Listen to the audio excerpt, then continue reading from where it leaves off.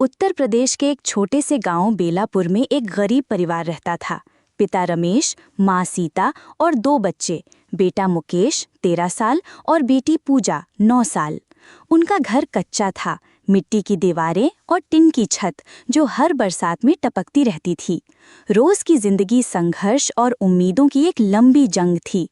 रमेश खेतों में मजदूरी करता था, किसी और की जमीन पर दिन भर मेहनत करता और शाम को 100-150 रुपए लेकर घर लौटता। ये पैसे कभी पूरे पड़ते, कभी नहीं।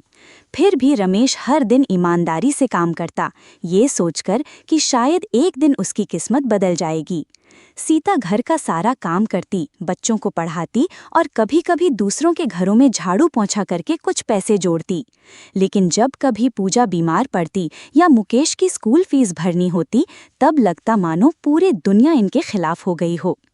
एक शाम की शुरुआत जो कभी खत्म नहीं हुई।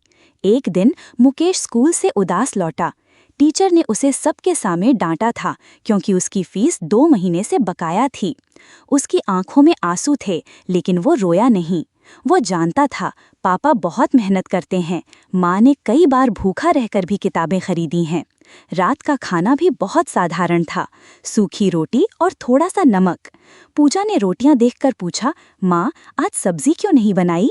सीता ने मुस्कुराते हुए कहा, बिटिया आज भगवान ने तुम्हारी सेहत का ख्याल रखा है, रोटी ही सबसे बड़ी दवा है।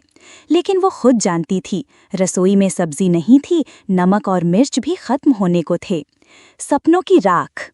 मुकेश बहुत होशियार लड़का था, स्कूल में हमेशा अव्वल आता और उसका सपना था बड़ा होकर इंजीनियर बनना। लेकिन गरीबी उसके सपनों को धीरे धीरे निगल रही थी। एक बार जिले में विज्ञान प्रतियोगिता हुई। मुकेश ने अपनी स्कूल की तरफ से भाग लिया और पहला स्थान भी पाया।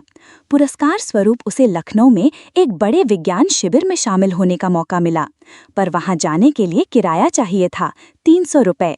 रमेश ने गांव के साहूकार से उधार मांगा, लेकिन वो हंसते हुए बोला, तेरा बेटा क्या रॉकेट बनाएगा, पहले पेट पाल फिर सपने देख। रमेश की आंखें भर आईं। उसने अपनी बीवी के झुमके बेच दिए और किसी तरह मुकेश को लखनऊ भेजा। लेकिन उसके बाद घर में खाने को भी पैसे नहीं बचे। बीमारी और बेबसी। सर्दियों की एक रात पूजा को तेज बुखार हो गया। सीता उसे गोद में लिए इधर उधर भटकती रही।